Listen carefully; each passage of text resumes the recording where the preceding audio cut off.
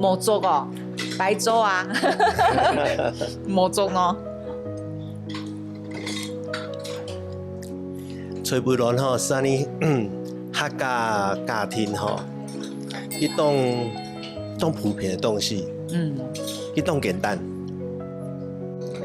吹不就会吹跳安尼浪天，吹跳较好，袂输鱼咯，去出到该哦，反正呢，卢卡就有种，嘿，嘞。安尼做农家较细家吼。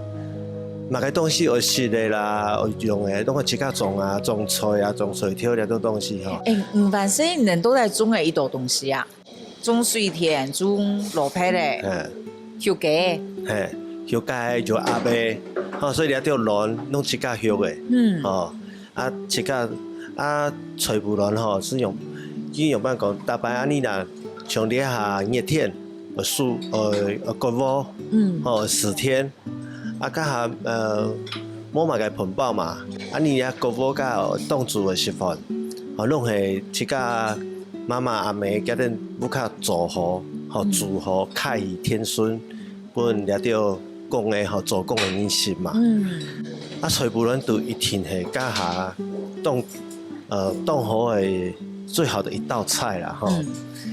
所以吹不卵对我来讲吼，去冻。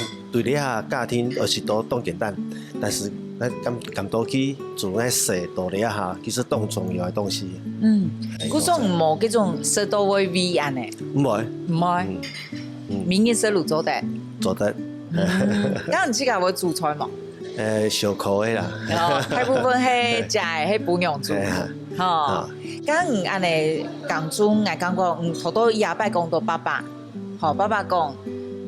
做诶，比如讲我過年咧，我搞貨就一定要搞本年，安尼英國會做嘅事情就會做好來。你講我嗰種爸爸對你影響幾大吼？